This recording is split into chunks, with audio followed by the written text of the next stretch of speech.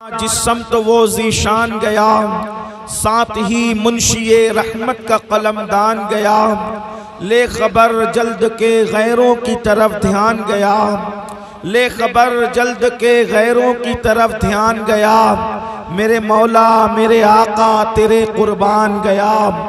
دل ہے وہ دل جو تیری یاد سے معمور رہا، دل ہے وہ دل جو تیری یاد سے معمور رہا، سر ہے وہ سر جو تیرے قدموں پہ قربان گیا۔ آہ وہ آنکھ کے ناکام تمنا ہی رہی، ہائے وہ دل جو تیرے در سے پر ارمان گیا، اور انہیں جانا انہیں مانا نہ رکھا غیر سے کام، انہیں جانا انہیں مانا نہ رکھا غیر سے کام، للہ الحمد میں دنیا سے مسلمان گیا۔ آج کی یہ محفل خلیفہ حضور سرکار کلام حضرت پیر اختر میاں رحمت اللہ تعالی علیہ کے عرس پاک کے موقع پر یہ محفل منعقد ہے، اور ہمارے حافظ صاحب قبلہ اور ان کے رفقا نے بڑی محنت سے یہ محفل سجائی ہے۔ دیکھیے آپ لوگ یہ چاہتے ہیں کہ لوگ بیٹھیں، لیکن میری نظر جو دیکھ رہی ہے کہ یہ بیچارے بیٹھے کہاں، کیونکہ جگہ نہیں ان کو بیٹھنے کے لیے، پھر ہم مجبور کریں کہ بیٹھیں، وہ بیٹھ نہیں سکتے۔ بہرحال جو جہاں ہے تھوڑی دیر وہی گفتگو وہیں سے سنیں، بہت لمبی کرنے کا موقع نہیں ہے، اور انشاءاللہ میرے بعد خانوادہ اشرفیہ کے چشم چراغ جو اپنی علمی حیثیت کے اعتبار سے ایک بلند قد رکھتے ہیں، انشاءاللہ تبارک و تعالی حضرت قبلہ مجاہد اسلام کا خطاب آپ سماعت فرمائیں گے۔ تھوڑی دیر کچھ معروضات آپ کے دلوں کی دہلیز پر پیش کرنے کی سعادت حاصل کی جاتی ہے، لیکن ایک مرتبہ گزارش ہے کہ عاشقوں کی طرح بلند آواز سے درود شریف پڑھ لیں۔ اللہم صلی علی سیدنا و مولانا محمد معدن الجود والکرم وآلہ وصحبہ وبارک وسلم، صلاة و سلاما علیکہ یا رسول اللہ صلی اللہ تعالی علیہ وسلم۔ آپ نے کسی مذہب میں اور کسی مسلک میں موت کا دن مناتے ہوئے خوشیوں کے اعتبار سے نہیں دیکھا ہوگا۔ ہر مذہب میں موت کا دن آتا ہے، ابا کی موت، چچا کی موت، دادا کی موت، تو آدمی اس دن غمگین ہو جاتا ہے۔ لیکن مذہب کے اعتبار سے بھی کسی کی موت کا دن آئے تو لوگ جو ہے وہ جذباتی ہوتے ہیں، غمگین ہوتے ہیں، غم میں ڈوب جاتے ہیں۔ اور دوسرے مسلک اور مکاتب فکر کا بھی یہی حال ہے کہ جب موت کا دن آتا ہے تو لوگوں کا غم تازہ ہو جاتا ہے۔ لیکن تنہا پوری کائنات میں ایک مسلک ہے، ایک مذہب ہے، مذہب اسلام اور مسلک اہل سنت، کہ یہاں لوگوں کو پتہ نہیں کیا ہے کہ جب موت کا دن آتا ہے تو یہ عرس مناتے ہیں، اور عرس جو ہے وہ خوشی کے موقع کو کہتے ہیں۔ حیرت کی بات یہ ہے ہر جگہ موت کے دن انسان غمگین ہوتا ہے، لیکن اہل سنت ایک ایسا مسلک ہے اور مذہب اسلام ایسا مذہب ہے کہ جب بھی ہمارے بڑوں کی موت کا دن آتا ہے تو اس دن ہم خوشیاں مناتے ہیں۔ آخر بتائیں کہ موت کی بھی کوئی خوشی مناتا ہے تو آخر وہ کیوں پریشان ہوتے ہیں اور ہم لوگ خوش کیوں ہوتے ہیں؟ تو وجہ یہ ہے کہ اوروں کو یقین نہیں ہے کہ جانے والا گیا کہاں، اور ان کو اطمینان نہیں ہے کہ جانے والا گیا کہاں، لیکن واللہ اہل سنت اتنا ناقابل تردید یقین رکھتے ہیں کہ ہمارے بزرگ جہاں گئے ہیں وہاں کوئی تکلیف نہیں ہے، کوئی پریشانی نہیں ہے، کیونکہ ہمارے بزرگوں کے لیے قرآن کہتا ہے جب وہ جاتے ہیں یا ایتھا النفس المطمئنہ ارجعی الی ربک راضیۃ مرضیہ فادخلی فی عبادی وادخلی جنتی۔ جب وہ دنیا سے جاتے ہیں تو اللہ فرماتا ہے اے نفس مطمئنہ اپنے رب کی طرف پلٹ جا، اے نفس مطمئنہ خدا کی جنت رضا میں داخل ہو جا اور اللہ کے خاص بندوں میں داخل ہو جا۔ اب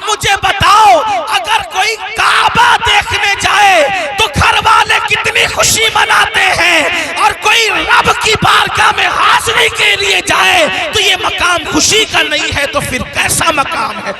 اسی لیے ہمارے یہاں عرس منایا جاتا ہے، لیکن عرس ہم سب کا نہیں مناتے، عرس ان کا مناتے ہیں جو یا ایتھا النفس المطمئنہ کے مصداق ہوتے ہیں۔ اور وہ کون لوگ ہیں؟ وہ اپنی مرضی سے زندگی نہیں گزارتے، بلکہ وہ لوگ اللہ کی مرضی سے زندگی گزارتے ہیں، رب کی مرضی سے زندگی گزارتے ہیں، خدا کے قانون پہ چل کے زندگی گزارتے ہیں۔ میرے آقا علیہ السلام کے پیارے دیوانوں، یاد رکھنا، یا ایتھا النفس المطمئنہ یہ سب کے لیے نہیں ہے، میرے اور آپ کے لیے نہیں ہے۔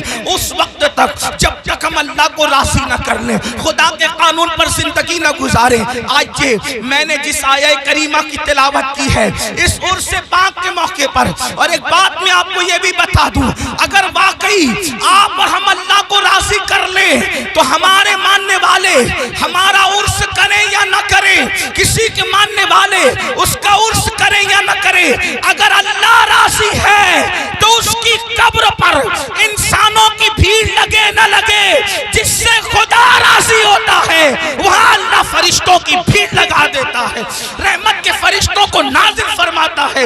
اللہ اکبر، فرشتے اس کو دولہا بناتے ہیں، فرشتے اس کو سجاتے ہیں، فرشتے اس کو سنوارتے ہیں، اس کے مزار پر رحمت و نور کی برسات ہوتی ہے۔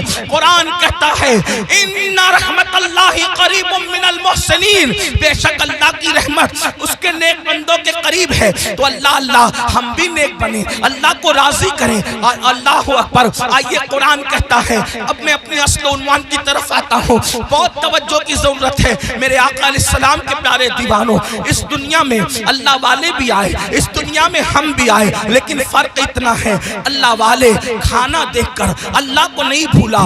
دیکھو توجہ کرو، وہ روزی دیکھتے ہیں رزاق کو نہیں بھولتے، وہ محبت والے انسانوں کو دیکھتے ہیں خالق انسان کو نہیں بھولتے، وہ اسباب کو دیکھتے ہیں مسبب الاسباب کو نہیں بھولتے، وہ اولاد کو دیکھتے ہیں خالق اولاد کو نہیں بھولتے۔ اللہ اکبر، وہ مال کو دیکھتے ہیں مالک مال کو نہیں بھولتے۔ ہمارا حال کیا؟ اولاد دیکھی، اولاد دینے والے کو بھول گئے، کھانا دیکھا، رزق دینے والے کو بھول گئے، فراموش کر دیا۔ اسی لیے ہم دنیا کے بندے بن کر کے رہ گئے، مگر جو اللہ والے ہیں اللہ اکبر، وہ نعمتوں کو دیکھ کر نعمت دینے والے خدا کو نہیں بھولتے، نہیں فراموش کرتے۔ یاد رکھنا میرے آقا صلی اللہ علیہ وسلم کے دیوانوں، اس دنیا میں ہم آئے ہیں میرے بھائیوں، یہ سبق ہے، عرس کا سبق ہے، یہ سبق ہے بزرگوں کا سبق ہے، یہ سبق ہے ہمارے اسلاف کا سبق ہے۔ سبق کیا ہے؟ اس دنیا میں آئے ہو، اس دنیا میں دھینگا مستی کرنے نہیں آئے، اس دنیا میں جوا کھیلنے نہیں آئے، اس دنیا میں نشہ کرنے نہیں آئے، اس دنیا میں شراب پینے نہیں آئے، اس دنیا میں عورتوں سے دل لگی کرنے نہیں آئے، اس دنیا میں جرائم اور پاپ کرنے نہیں آئے، اس دنیا میں رشوت لینے نہیں آئے، اس دنیا میں چوری ڈکیتی کرنے نہیں آئے۔ اس دنیا میں کیوں آئے ہو؟ اللہ اکبر، دنیا میں آنے کا مقصد یہ ہے اس دنیا میں رہ کر اس دنیا کی تیاری کرو۔ کون سی دنیا؟ جس کے بارے میں قرآن کہتا ہے وَالْآخِرَةُ خَيْرٌ وَأَبْقَىٰ، کہ یہ دنیا سے آخرت بہتر ہے۔ اس بہتر دنیا کی تیاری کرو جس کو آخرت کہتے ہیں، اس بہتر کی تیاری کرو جو کبھی ختم ہونے والی نہیں ہے۔ اللہ پاک نے دو ذمہ داریاں ہر مومن کو عطا کی ہے، دو ذمہ داری ہر مومن کو عطا کی ہے۔ اب اپنی دو ذمہ داری کو سنیں اور بات مکمل کی جائے۔ قرآن دو ذمہ داری کا بیان کرتا ہے۔ اللہ پاک ارشاد فرماتا ہے یا ایھا الذین آمنوا قوا انفسکم واہلیکم نارا، اے ایمان والو اپنے آپ کو اور اپنی اولاد کو جہنم کی اس آگ سے بچاؤ جس کا ایندھن انسان اور پتھر ہے۔ اللہ اکبر، اللہ اللہ، قرآن کیا کہہ رہا ہے؟ اب میرے بھائیوں کی اور بہنوں کی توجہ چاہتا ہوں۔ قرآن کہتا ہے اے ایمان والو اپنے آپ کو اور اپنی اولاد کو جہنم کی آگ سے بچا لو۔ یہ جہنم کی آگ کیا ہے؟ تو قرآن کہتا ہے وقودها الناس والحجارہ، جس کا ایندھن انسان اور پتھر ہے،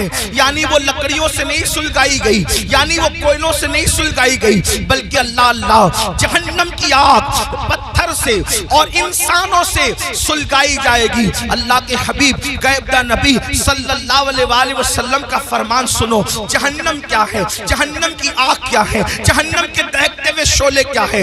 اللہ اکبر، ایک دن میں 3 مرتبہ پیٹ بھر کے کھانے والوں اور اللہ کی نافرمانی کرنے والوں، اپنی راتوں کو بے فکری کے ساتھ گزارنے والوں، اللہ کی نافرمانی کرنے والوں، نرم نرم گدوں پہ لیٹ کر کے قبر کی رات کو بھول جانے والوں، قبر کی رات کو فراموش کر دینے والوں، کبھی سود کا دھندا کر کے، کبھی بیاج کا دھندا کر کے، کبھی اپنے پیٹ کے اندر یتیموں کا مال جہنم کی آگ کی شکل میں بھرنے والوں، ذرا توجہ کرو، یہ جہنم کیا ہے جس کا ذکر اللہ کے حبیب غیب دا نبی مصطفیٰ کریم رؤوف الرحیم صلی اللہ علیہ وآلہ وسلم نے فرمایا۔ دیکھیے ہم تو آقا کا فرمان بیان کر رہے ہیں اور یہ اس نبی کا فرمان ہے جو اپنی طبیعت سے کلام نہیں کرتے، دل کے کانوں سے سننا میرے بھائیوں۔ اپنے آقا مصطفیٰ جان رحمت صادق و مصدوق صلی اللہ علیہ وآلہ وسلم فرماتے ہیں جب اللہ نے حضرت آدم کو پیدا فرمایا، پھر آدم جنت میں پیدا ہوئے، پھر آدم علیہ السلام سے لغزش معصومانہ ہوئی، لغزش پیغمبرانہ ہوئی، اور پھر آدم دنیا میں آئے 200 سال تک یا 300 سال تک روتے رہے، پھر آپ کی دعا قبول ہوئی، پھر آپ کی توبہ قبول ہوئی۔ جب دعا قبول ہوئی، توبہ قبول ہوئی، تو حضرت آدم کے لیے اللہ نے حضرت جبریل سے فرمایا جبریل جاؤ اور جا کر کے جہنم سے آگ لے کر آدم کو لے جا کر کے دے دو تاکہ آدم کھانا بنائے۔ اب یہ دنیا میں پہلی بار کھانا بن رہا ہے، اللہ اکبر، کون بنا رہا ہے کھانا؟ حضرت آدم، دنیا کی پہلی ڈش بن رہی ہے، دنیا کا پہلا کھانا بن رہا ہے، اور کون بنا رہا ہے؟ آدم علیہ السلام۔ اس کے لیے آگ، ابھی تک دنیا میں آگ نہیں تھی، دنیا میں آگ کا عطا پتہ نہیں تھا، بلکہ اب آگ کی ضرورت پڑی حضرت انسان کو۔ یہاں پر جو ہسٹری کے طالب علم ہیں اور تاریخ کے طالب علم ہیں ان کی توجہ چاہتا ہوں۔ اللہ اللہ، لوگ یہ کہتے ہیں انسان پہلے بندر تھا اور بندر سے ترقی کرتے کرتے وہ انسان بنا۔ یہ کون لوگ کہتے ہیں؟ وہ لوگ کہتے ہیں جو انسانیت کے ٹھیکیدار بنے ہوئے ہیں۔ کیا کہتے ہیں؟ انسان پہلے بندر تھا اور وہ ترقی کرتے کرتے انسان بنا۔ انسان پہلے ننگا گھومتا تھا، پھر ننگے سے پتے باندھنے لگا، پھر یہ کرنے لگا، پھر وہ کرنے لگا، پہلے جھک کے چلتا تھا بندر کی طرح، پھر یہ ہو گیا، پھر وہ ہو گیا۔ انسانیت کے لیے اس سے بڑی گالی کچھ نہیں ہو سکتی۔ اوروں کے نزدیک نظریہ یہ ہے کہ انسان پہلے بندر تھا، ترقی کرتے کرتے انسان بنا، لیکن ہمارے نزدیک تصور انسان یہ ہے کہ سب سے پہلے اللہ نے جس انسان کو پیدا کیا وہ اتنا خوبصورت تھا کہ اس کے حسن کو دیکھ کر فرشتوں نے اس کے آگے سجدہ کیا۔ نعرہ تکبیر، نعرہ رسالت، مسلک اعلی حضرت حضور سید امین القادری صاحب قبلہ، حضور فیضان اختر۔ انسانیت کو گالی دینے والے وہ لوگ جو کہتے ہیں انسان بندر تھا، واللہ پہلا انسان آدم علیہ السلام ہے، اور آدم اتنے خوبصورت تھے کہ حسن آدم کو دیکھ کر ملائکہ رشک کرنے لگے۔ حضرت بیدم شوارسی کہہ رہے ہیں اب آدمی کچھ اور ہماری نظر میں ہے، اب آدمی کچھ اور ہماری نظر میں ہے، جب سے سنا ہے یار لباس بشر میں ہے۔ کون کہتے ہیں ہمارا پہلا آدمی تو آدم ہے، بلکہ آدمی آدم ہی سے بنے۔ حضرت آدم علیہ السلام نور محمدی لے کر آئے، لیکن یہ تفصیل اس پر نہیں عرض کرتا۔ بات کیا عرض کر رہا تھا؟ پہلا کھانا بن رہا ہے۔ اللہ نے جبریل علیہ السلام کو حکم دیا جاؤ، دنیا میں آگ نہیں ہے، آگ لا۔ پہلی بار دنیا میں آگ آئی، حضرت جبریل گئے، حضرت مالک سے کہا۔ کون مالک؟ یہ حضرت مالک جہنم کے داروغہ ہیں، یعنی جہنم کا پورا نظام سسٹم اللہ نے ان کو سونپ رکھا ہے۔ تو حضرت مالک علیہ السلام کے پاس جبریل کہتے ہیں، جبریل علیہ السلام کہتے ہیں مالک حضرت آدم کو آگ کی ضرورت پیش آئی ہے، اس لیے جو ہے مجھے آگ دیجئے۔ اب ذرا توجہ کرنا، جہنم سے آگ دنیا میں آ رہی ہے۔ حضرت مالک نے کہا کتنی آگ چاہیے؟ کھانا پکانے کے لیے آدم کو آگ چاہیے، ایک کھجور اتنی، کھجور جتنی ہوتی ہے، کھجور اتنی آگ مجھے دے دے تاکہ میں آدم کو لے جا کر کے دے دوں۔ حضرت مالک نے کہا اے جبریل، اگر کھجور اتنی آگ آپ جہنم سے دنیا میں لے کر جائیں گے تو ساری زمین بھی جل جائے گی، آسمان بھی جل کر بھسم ہو جائیں گے۔ نہ زمین برداشت کر سکتی ہے، نہ آسمان برداشت کر سکتا ہے۔ کھجور اتنی آگ دنیا میں گئی تو پوری زمین اور آسمان جل کر کے راکھ ہو جائیں گے۔ پھر اس کے بعد حضرت جبریل نے کہا اے مالک، آدھی کھجور جتنی مجھے جہنم کی آگ دے دیجئے تاکہ میں ان کو لے جا کر کے دے دوں۔ تو حضرت سیدنا جبریل امین نے جب کہا آدھی کھجور اتنی جو ہے وہ جہنم کی آگ دے دو، تو تب حضرت مالک نے کہا اگر میں نے آدھی کھجور اتنی آگ دے دی تو بھی یہ حال ہوگا کہ دنیا میں آسمان سے کبھی بارش نہیں ہوگی، کبھی پانی نہیں برسے گا، اس لیے آپ آدھی کھجور اتنی بھی آگ نہ لے کر جائیں۔ تو پھر کہا کتنی؟ تو حضرت سیدنا مالک نے کہا آپ سوئی کے ناکے اتنی یا ایک ذرہ جتنا ہوتا ہے اتنی آگ لے جائیں، وہ بھی ڈائریکٹ نہ لے جائیں۔ اب میں اپنے بھائیوں کی توجہ چاہتا ہوں، دیکھو یہ سارے عنوانات بہت غور کرنے والے ہوتے ہیں، توجہ کرنے والے ہوتے ہیں۔ میرے بھائیوں، ہم آپ لوگوں کی محبتوں کا احترام کرتے ہیں، لیکن ایک بات آپ کو بتاؤں، ہمارے فوٹو اور ہماری تصویریں قیمتی نہیں ہیں، بلکہ رسول اللہ کی یہ فرامین اہم ہے جو آپ کو سنانے کے لیے بلایا جاتا ہے، اور آپ بہت اچھے سے سن رہے ہیں، لیکن تھوڑی آپ کی توجہ چاہتا ہوں۔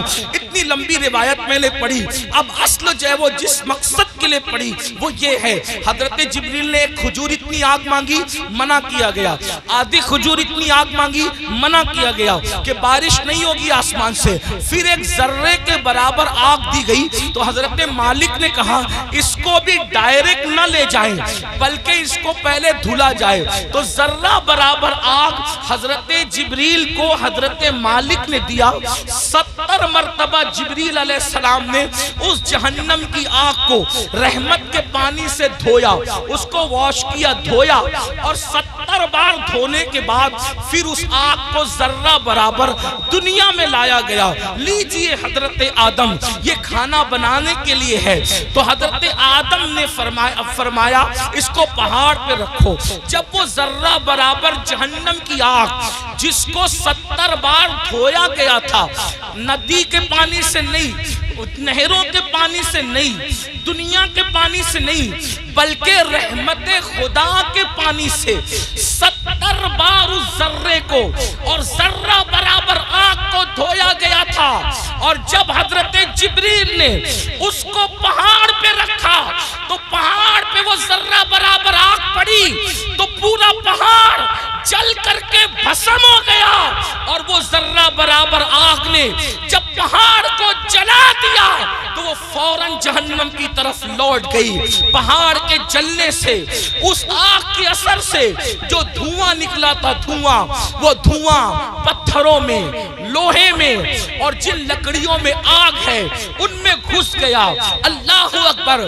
تو یہ جو دنیا میں آگ دیکھ رہے ہیں، یہ آگ وہ آگ نہیں ہے، بلکہ اس آگ کے اثر سے جو دھواں نکلا تھا، وہ دھواں ہے جو یہ آگ دنیا کی آگ ہے۔ اب مجھے بتاؤ، ذرہ برابر جہنم کی آگ 70 مرتبہ رحمت کے پانی سے دھو کر دنیا میں لائی جائے، وہ پہاڑ کو جلا دے اور پھر جہنم میں لوٹ جائے، تو اس کے باقیات، اس کے دھوئے کے اثرات اتنی تیز ہیں کہ اگر جلا دے تو بستیاں جل کر خاکستر ہو جائے، اگر جلا دے تو انسان مر جائے، اگر جلا دے تو انسان کی آنکھیں اندھی ہو جائے، اگر جلا دے تو انسان کا دماغ کام نہ کرے۔ مجھے بتاؤ، 70 مرتبہ رحمت کے پانی سے ذرہ برابر آگ پر یہ اثر ہے، تو وہ جو جہنم کی پوری آگ ہے اس کا کیا حال ہوگا، اس کا کیا اثر ہوگا۔ اب اللہ اسی آگ سے بچنے کا حکم دے رہا ہے۔ اے مومنو، میرے محبوب کے غلاموں، میرے محبوب کا نام لینے والوں، میرے محبوب کا کلمہ کلمہ پڑھنے والوں اپنے آپ کو اس آگ سے بچاؤ. آپ مجھے بتائیں جب یہ جہنم کی آگ کا دھواں ہے جو دنیا کی آگ ہے ہم اس کو برداشت نہیں کر سکتے تو وہ جہنم کے دہکتے ہوئے شعلے, وہ جہنم کے بھڑکتے ہوئے شعلے جس کے بارے میں حدیث پاک میں آیا ہے 3000 سال تک کے اس کو جلایا اور دہکایا گیا ہے.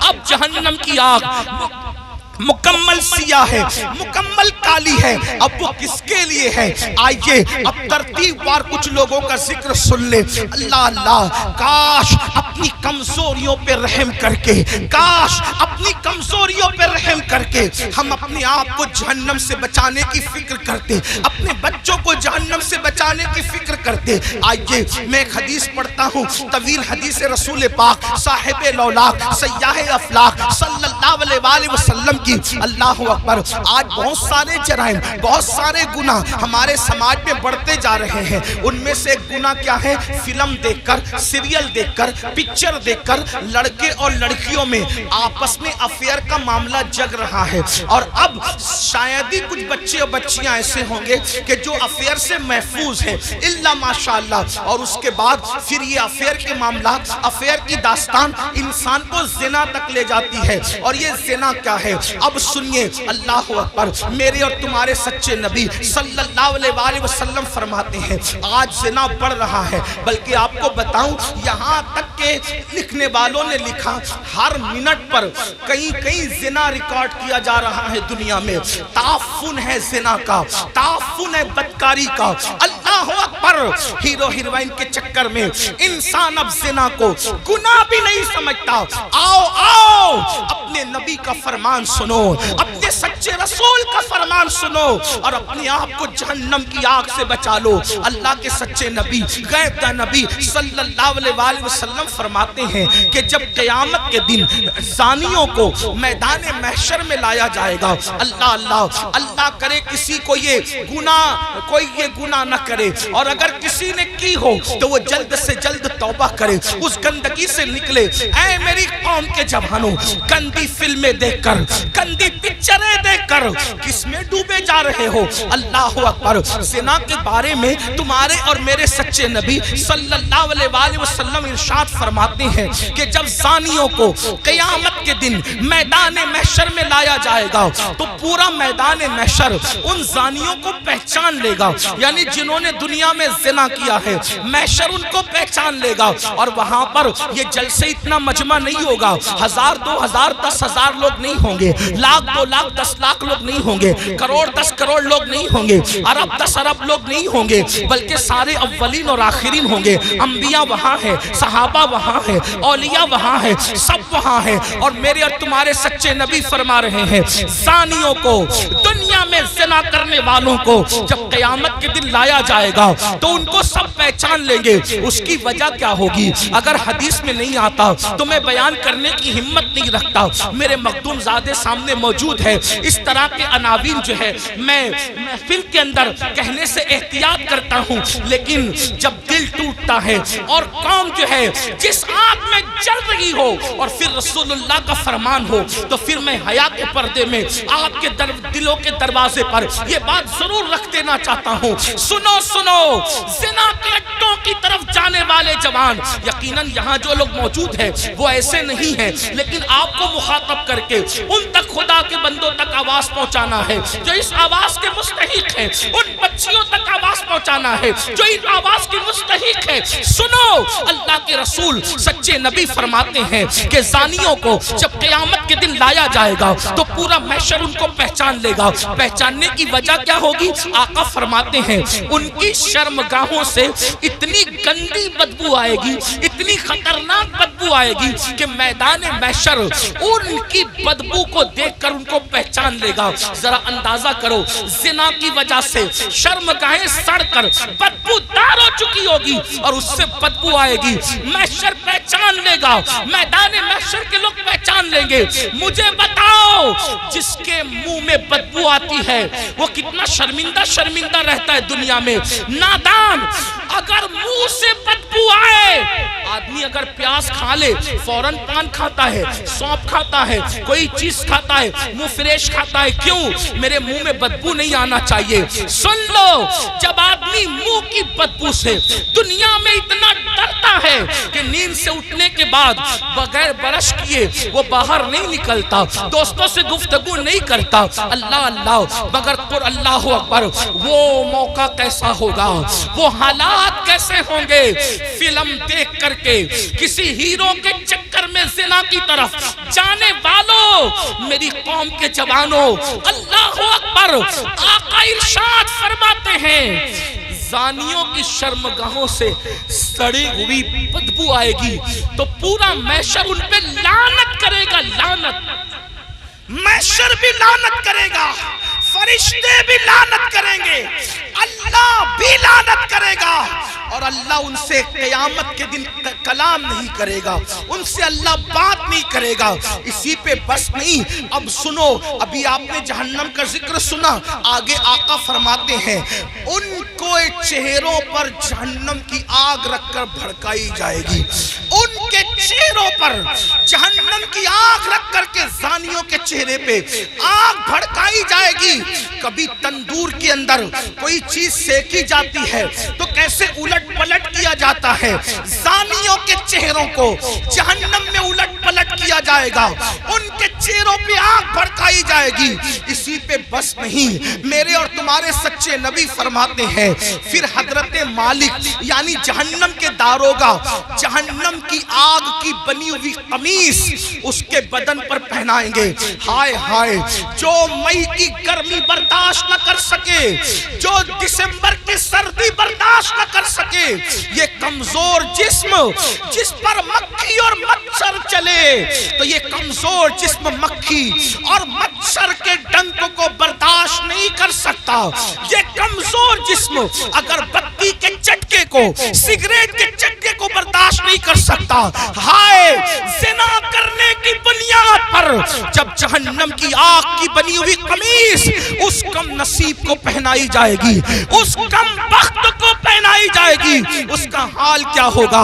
अगर ये बात कोई मौलवी साहब कह देते तो लोग कहते मौलाना डरा रहे हैं, अगर कोई लीडर सियासी कह देता तो लोग कहते हैं कि अपनी बात हो रही है, लेकिन वल्लाह ये उस रसूल ने फरमाया है जो जमीन पे बैठ करके लामका की खबर देते हैं, जो माँ के शिकम में रह करके लौहे महफूज पर चलने वाले कलम की आवाज को सुन लिया करते हैं। अल्लाह अल्लाह, लरस जाओ गंदी फिल्में देखकर, ज़िना को शौक बनाने वालों लरस जाओ, आग की कमीज जब उनको पहनाई जाएगी तो वो तड़पेंगे, वो बिलकेंगे। इसी पर बस नहीं, बल्कि तुम्हारे और मेरे सच्चे नबी मुस्तफा करीम रऊफुर रहीम सल्लल्लाहु अलैहि वसल्लम फरमाते हैं उसके बाद हजरत मालिक फरिश्तों को कहेंगे, जो जहन्नम के फरिश्ते हैं उनसे कहेंगे इन ज़ानियों की आंखों में आग की सलाखें डाल दो, इन जहन्नमियों की आंखों में आग की सलाखें डाल दो। हाय हाय, जहन्नम की आग से बनी हुई सलाखें उनकी आंखों में डालने का हुक्म होगा। हजरत मालिक कहेंगे ये ज़ानी लोग हराम देखते थे अपनी आंखों से, हराम देखते थे अपनी आंखों से, इनकी आंखों में जहन्नम की आग की सलाखें फेर दो। थोड़ा गौर तो करो, अगर ये बात किसी किताब में किसी सिर्फ एक आम इंसान की लिखी हुई होती मैं कभी इतने एहतमाम से बयान न करता, लेकिन वो रसूल बयान कर रहे हैं जिनकी ज़बान पर सिवाय हक के कुछ और जारी नहीं होता। मेरे इमाम कहते हैं वो दहन जिसकी हर बात वही खुदा, चश्मे इल्म और हिकमत में लाखों सलाम, वो ज़बान जिसको सब कुन की कुंजी कहे उसकी नाफिज हुकूमत में लाखों सलाम। 2 मिनट की लज्जत के लिए अल्लाह को नाराज करने वालों, 2 मिनट की लज्जत के लिए अपनी आखिरत को तबाह करने वालों, पिक्चरों में हीरो हीरोइन को ज़िना करता देखकर, गंदी पिक्चरें देखकर अपनी आखिरत को तबाह व बर्बाद करने वालों, सोचो तो सही, गुनाह में लज्जत तो है मगर इज्जत नहीं है, गुनाह में लज्जत तो है मगर सुकून नहीं है, और सुकून के متلاشیوں، آج کہتے ہو دل کو سکون نہیں، کوئی کہتا ہے روزی میں برکت نہیں، کوئی کہتا ہے گھر میں آرام نہیں، کسی نے کچھ کر دیا، کسی نے کچھ کر دیا۔ میں کہتا ہوں کیا نہیں کیا یہ 2 نمبر کی بات ہے، لیکن ہم نے اپنی تباہی کا سامان کیا۔ نرم نرم قدوں پہ لیٹ کر جس گھر میں زنا کی فلمیں دیکھی جائے گی اس گھر میں برکت کا نزول کیسے ہو سکتا ہے؟ اللہ اکبر۔ جس گھر میں پکچریں چلے گی ہیرو ہیروئن کو بھاگتا ہوا دکھایا جائے گا، جس گھر کے اندر زنا کی ترغیب دی جائے گی اس گھر میں برکتوں کا نزول کیسے ہوگا؟ جملہ کڑوا لگے تو معاف کر دینا، مراد آباد والوں غور سے سنو، جس گھر کی برکت کو اللہ اٹھا لے ملا کی دعا اور تعویذ، اس گھر میں کبھی برکت نہیں لا سکتے، اس لیے کہ خدا کی طاقت کے سامنے انسان بے بس ہے۔ خدا کی شان یہ ہے وہ جو چاہے فیصلہ کرے، وہ جو چاہے فیصلہ کرے، وہ عادل ہے، وہ ظلم نہیں کرتا۔ انسان بے بس ہے، بے بس